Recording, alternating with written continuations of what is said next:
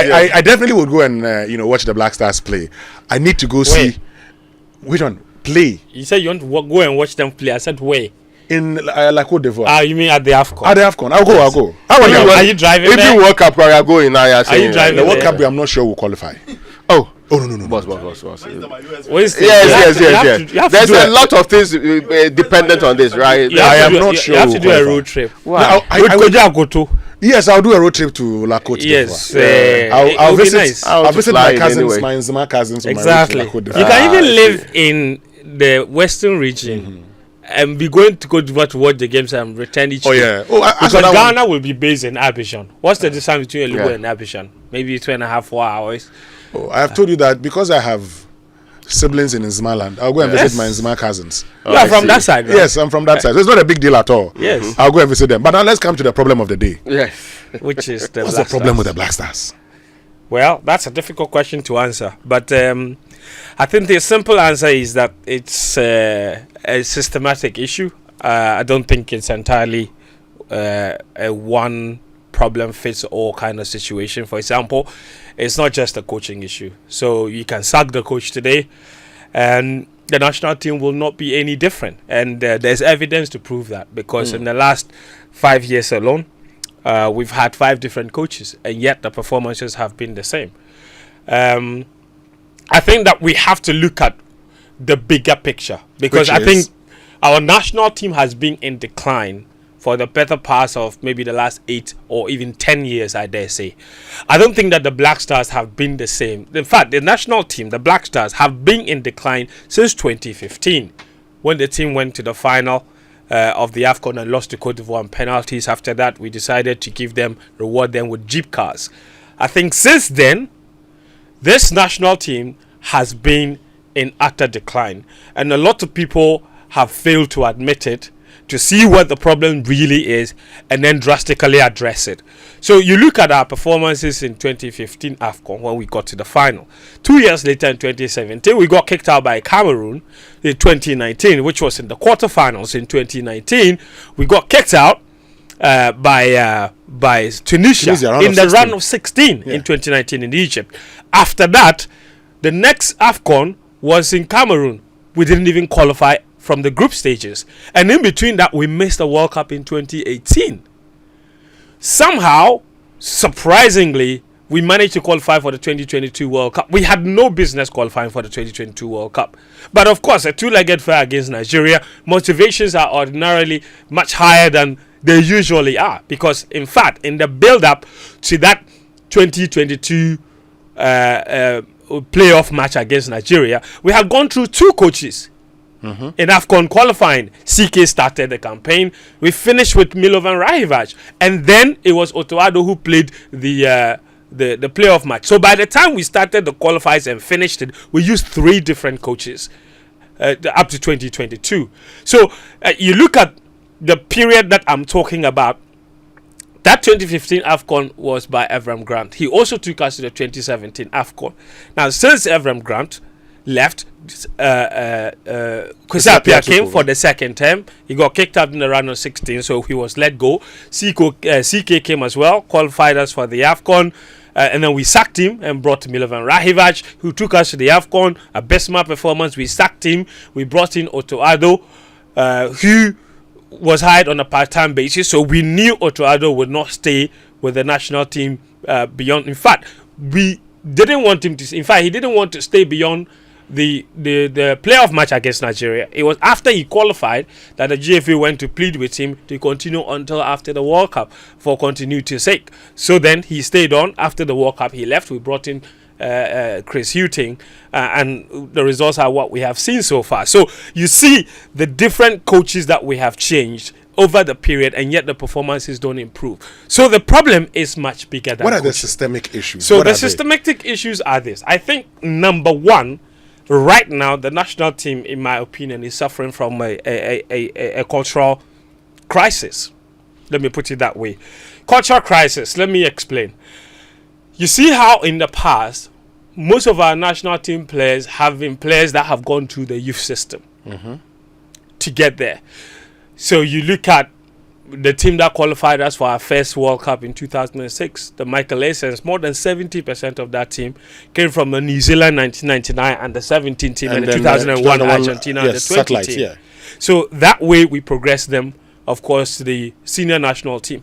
And we made a drastic decision ahead of the 2002 AFCON, you remember, where we sacked a lot of senior players. In fact, CK Akono was the captain of the Black Stars. We retired him. We retired all of them. In fact, CK wasn't even told. Odia captain that. Yes. We had made Stephen Appiah captain, but he couldn't play. No, General Oseko Fo was also one of the captains for that team. Yeah. We sacked Sami Kufuor from camp because he complained about jerseys. Yeah. From that very tournament. So that tournament, we made a drastic decision to do away with a lot of the senior players. Fast at that time, Sika Akono was playing in Germany. He found that he wasn't going to the AFCON after BBC called him to ask him whether he knew that he had been. In fact, they called him to ask him for his reaction to being dropped. He said, I've been dropped. he had no idea. But we went to that AFCON. We got kicked out in the quarterfinals against Nigeria. Lawa scored that goal, you remember? Yeah. Samir J had a tournament to remember. Exactly. But a lot of Ghanaians were very proud of that team because it was a very young team. That was Mali 2002. Mali 2002. Yeah. All right. A lot of people were very proud of that team because of the way they performed. It was a relatively young team, filled with a lot of the players from that 2001 Argentina under-20 team. Yeah. You look at the continuation of that. They were the team that ultimately took us to our first World Cup in 2006. Even if you go to the next World Cup in 2010, there were only 2 players in the entire Black Star squad. That quarter-final run in 2010, there were only 2 players in that squad that had never played for Ghana at youth level. You know who those players were? It was Hans Edusape and Kevin Prince Boateng. Every other member of that team had played for Ghana at youth level, at a different level. Whether at under 17 level, under 20 level, there were as many as 5 or 6 players from the under 20 from 2009, the year before, who were also the ones that went to the AFCON in 2010 and went all the way to the final. So are you seeing the trend? Look at the national team we have today. All right. And I can tell you, from the team that started the last game against Comoros, only 3 players had ever played for Ghana at youth level. Who are they? You understand? Andre Ayew is one. Richard Ofori. And even Richard Ofori's performances in the national team, in fact, his appearances for the youth national teams are not more than 3. And then Gideon Mensah, who played for the under 20, and Kudus Mohammed, so make it 4. And Kudus didn't even start. So if you're talking about the starting 11, that's it. The rest of the players were all transfixed from different places. And this is what the problem is. So now we're going around the world. We're chasing players to come and play for the national team. Hold on. Let's build that point. Yes. So you're suggesting, and I want us to take it gradually. Yes. So you're suggesting that the decision that was taken somewhere in 2001, 2002 by the Ben Kofi administration. Correct. That we must change a few things, and we must also ensure non-cheating at the age limit levels. Yes. Is what helped us going forward. Of course. Currently, we don't have that base, and so we are shopping for players around the world. That's what we're doing. And you see, the reason, and look at, when was the last time we had a very good performance from any of our youth teams? You have to go to 2021 when we went and won the AFCON title with the under 20 teams. But from that squad, only 1 player is currently in the national team. That's Ishakwe, and even he's not starting. And let me tell you what the problem is right now with our youth teams. Look, I have no problem whatsoever trying to get players who were born outside or who have never played for the national team at youth level to come and play for the national team. They are Ghanaians. And if they qualify and they are good, they should play. In fact, Morocco is doing it. When Morocco went to the World Cup, only 2 players from their squad were born in Morocco. But you know what they do? Morocco, unlike us, even if the players are born abroad, in France, they start calling them for under 17, under 20, under 23 before. So they have the Moroccan DNA. There you go. Our problem is, you see, and the youth teams are important because the youth team is where character is built, is where culture is built, is where the determination and commitment is built. Because listen, when youth teams go to camp, these youth teams, they spend minimum 2 years in the camp. Than the 20 team that went and won the World Cup in 2010, they spent 3 years in camp. All of them playing together. That's where you build culture. That's where you build character. And that's where you build a nationality.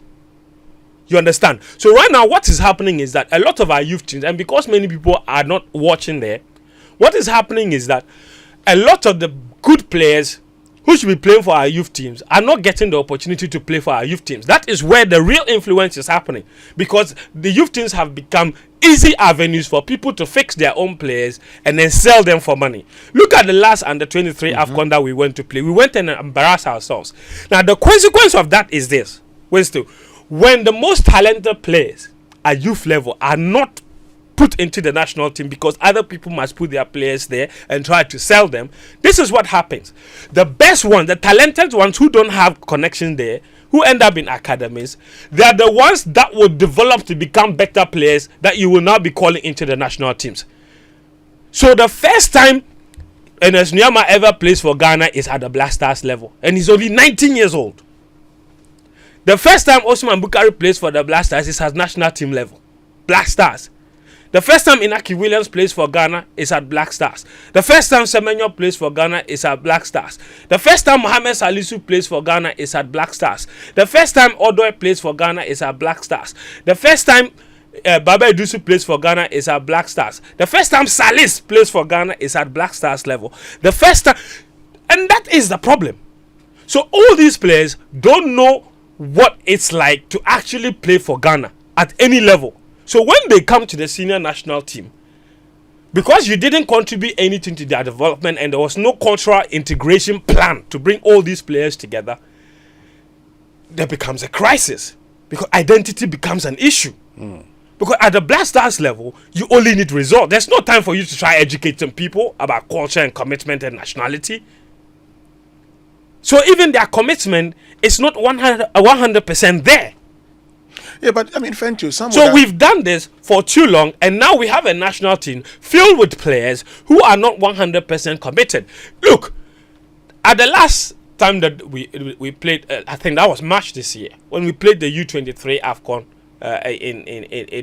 in Morocco, there were players who had never played for the under 23 team or Ghana at the youth level, who were playing for the Black Stars, who had been invited because they had qualified by age to go and play at the under 23. They looked at the coaches and told the coaches they won't go. Kamal De Suleiman was called for that U23. He didn't go. Koningsdorfer, Ransford Yeboah, was called for that U23. He didn't go. We took Ernest Nuama there. He played 2 matches. The last game, he said he won't play. He looked at the coach and said he won't play. Then 2 hours to the game, he came to tell the coach, I can play again. And they made him play. In camp. Yes. So this is the cultural rottenness we are talking about. The entitlement mentality. So these are the systematic issues. The issues are plural. It's not one.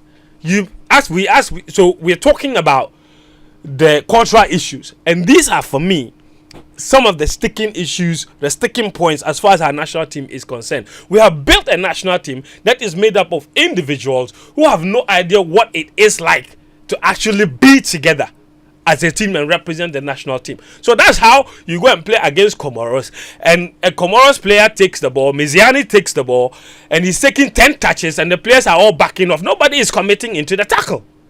He took 10 touches of the ball before he scored that goal.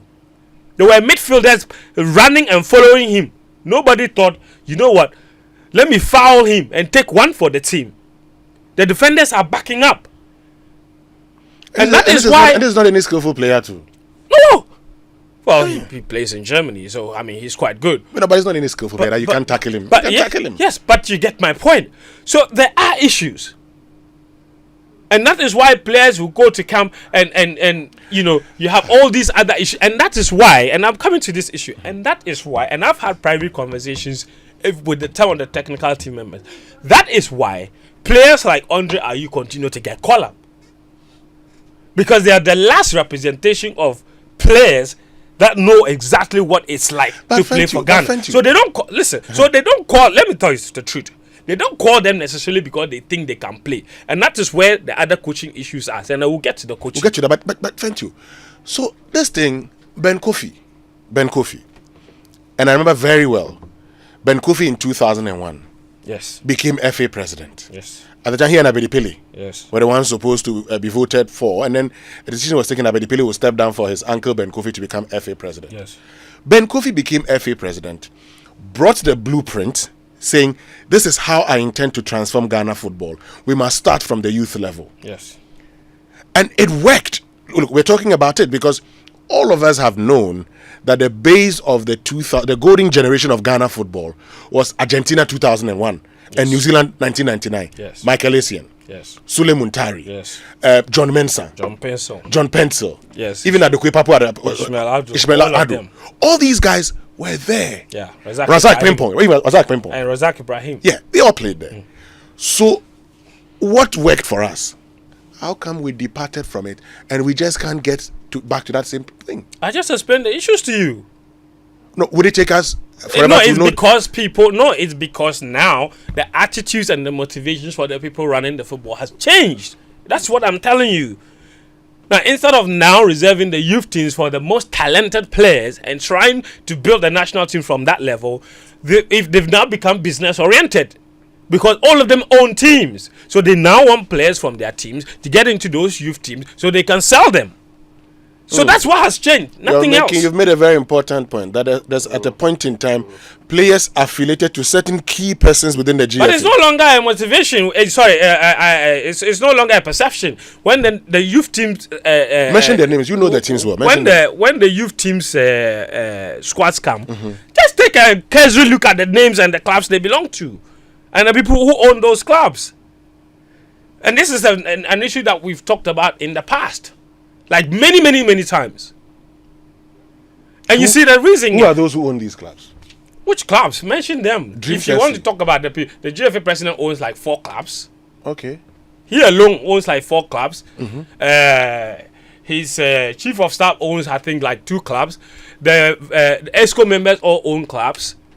The vice president has a club. Everybody has a football club. Winston, this is not. I know. I mean, no, you want to come. You want to make a point. Generally, football clubs. Generally, regulators are not industry players. And in football, they will tell you that they are not regulators. Yes, for them, it is an association of football people. Thank you. So if you don't have a football club, in fact, there was a law that said that if you were not affiliated to a football club, you couldn't start. You were not part of the people who should be involved in it. So perhaps that's where we shot ourselves in the foot. Are we just looking for proper managers, or we are looking for people who have interest in the system? That's the point. Those two are different. We presume that merely because you have interest, you'll be a proper manager. You could also be mad at a lot of conflict of interest. Yes. That's why sometimes people with their businesses in sectors, finance and other areas, when they become people within government, they are forced to show extrication from the business. Yeah.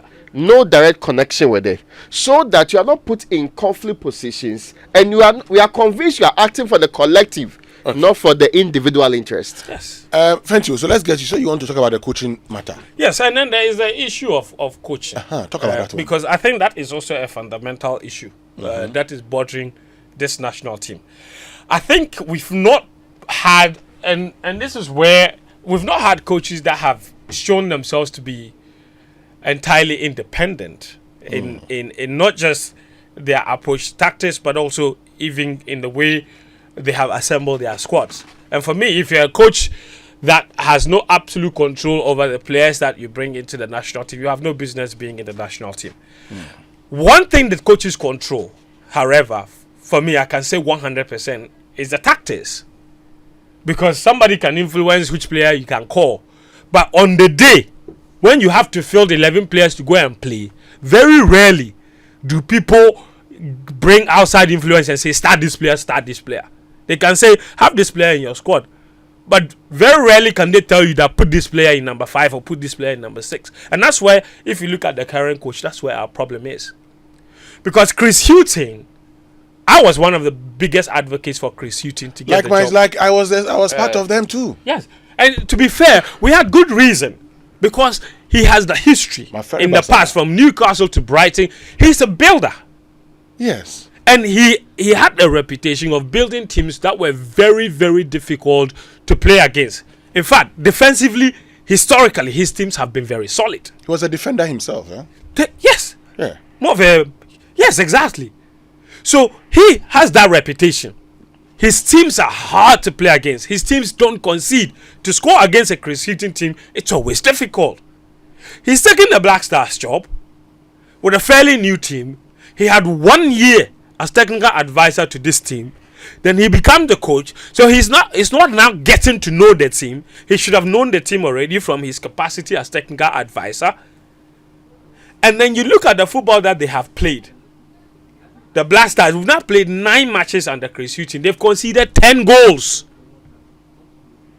Chris Hughton has supervised the worst first half performance of any Black Stars team in the history of the team. And the Black Stars was formed in the 50s. The 9 matches you're talking about, does it include the 2 against Mexico and USA? Yes. Okay. Because when Chris Hughton took over, the expectation was that they were going to try and stop the team from leaking. Because that was our biggest problem under Otuado. Look at the World Cup. 3 matches. Do you know how many goals we conceded? 7. Yeah. So the team was leaking goals, basa. So when Chris Hughton was coming, the expectation was that he would come and show up that defense. And Chris Hughton has tried a lot of things to try to stop the defense from leaking goals. It's not working. So you look at the because I mean personally, I think that is the motivation for why he keeps starting 2 DMs. Because he doesn't trust the defenders. As you wrap up, yes. But it hasn't worked. And on top of that, we are not scoring goals. Because Chris Hughton also has a reputation, in fact, since he took over the Black Stars job, of being overly cautious, even against oppositions that the Black Stars have a far more talented team than. We have never dominated any game since Chris Hughton took over. Fentuo, hold on for me. Do you believe, if I told you right now, that the Black Stars have not scored a first half goal under Chris Hughton? Wow, shit. Hold on the fire. In 9 matches. Hold on, we'll come back. Fentuo, the coaching matter. Yes, so I just wanted to wrap up by saying that also we haven't necessarily helped our coaches with the way we have hired our coaches. Okay, elsewhere, the national teams or even at club level, when you hire a coach, you allow the coach to come with a backroom stuff that they're comfortable with. What kind of backroom stuff have we given the coaches we have hired? We have basically taken Chris Hughton and come to dump him in the middle of a backroom stuff that he himself may not have recommended. The 2 assistant coaches, he's never worked with them before. But who says entirely that he's comfortable with them? The video analyst, same thing. The physical trainer, same thing. And it's the same thing we've done with all these other people. Because we just go and bring the coach and come and give him backroom stuff and say, work with these people. Claude Leroy came with his team. That's the point. So you have to give them, in fact, and that is even around the time he came with Heavy Renard as physical trainer. Yes, Claude Leroy, yes. So we don't help the coaches in the way we hire the coaches. Because I think elsewhere, you need to give the coach an environment and personnel that he's absolutely comfortable with working. At the moment, I'm not entirely, like, I haven't spoken to Chris Hughton to get his opinion on his other backroom stuff. But I'm sure 100% if he had the option, he probably would have come with different backroom stuff. Because trust me, you know, there have been conversations in the past where people have said that some coaches are not coaches if they don't have some assistant coaches around them. There was the issue with Klopp when his assistant left. People said that's why he was struggling. There was even the Pep issue. So a lot of these people are very comfortable working with certain assistant coaches. Jose Mourinho, over his successful career, he had the same backroom stuff. And everywhere he went with all of them. Yeah. We don't do that. We just go and pick the coach and go and dump the coach in the middle of nowhere. And insist on having former players or, or our own coaches as assistant coaches. And then we have other basic things like team manager. We've just hired a new team manager. I've been to Shadow and he's a personal friend. But team manager is supposed to manage the team. To all due respect to him, he is not. The players don't respect him. Like, why would the team manager, Amin Shadow, be able to tell Andre Ayew that he can't be at some place at a certain time? Back in the day, the team managers would poke free. And these are national team stars. Hold on a minute. If they tell you to do something, you do it because they've been there, done that. Hold on, Fentuo. Let's get to East Legon where Nana Kwesi is. Nana Kwesi, good morning. Hi, good morning. Yes, Nana Kwesi. Tell us, what's wrong with our football? What's wrong with what Fentuo just said? That's the same thing I've been saying all this while. You see, we keep skipping the process and we expect different results. You can't cheat the system. If you want to develop your sports, you have to start from ground up. It's not up bottom. It doesn't work like that. Where in the world have you seen a football nation starting from up bottom? Where? Where? Tell me where. And another thing is we keep dwelling on past glories. So when an opponent is named, where we focus on, oh, it's Comoros, oh, it's Madagascar, we should score them. You see, the Madagascar you knew 2 years, 3 years ago is not the same Madagascar because they are developing their sports. You are not doing the same thing. Yes, you expect it to be a walk in the park, scoring them. How does that work? You see, it's a whole issue. Till we address the bigger picture. Look, the Kobo, it wouldn't work. And Fentuo, thank you for the coaching thing you said. You see, I feel like before a coach, they hire a coach, they feel whoever. That's even how come they won't even mention how much the coach is being paid. Okay. Because they feel Ghanaians will be like this, Ghanaians will be like that. Thank you very much, Nana Kwesi from East Legon. Let's go to Tema.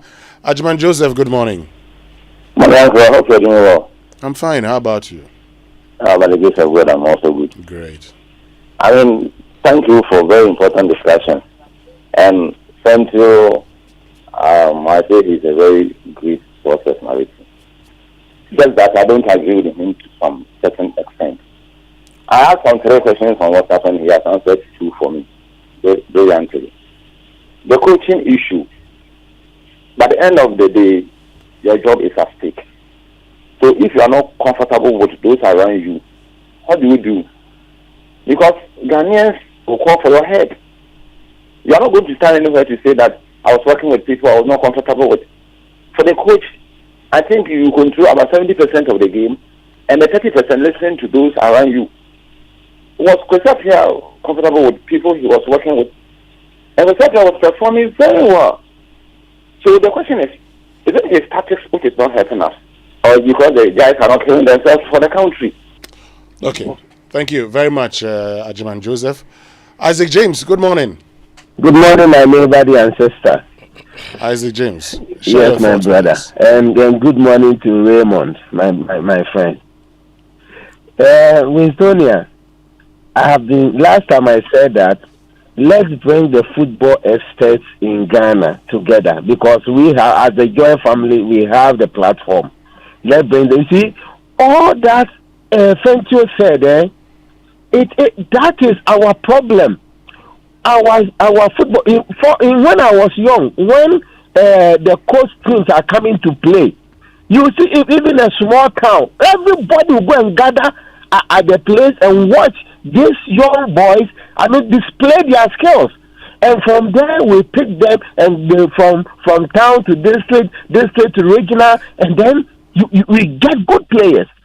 But because people pick players from their clubs to feature in this from the junior national teams, so those who don't get the chance and they think they rather deserve and they don't get, if they get small chance, they travel abroad and go and make some money there. You call them and they'll do whatever they like.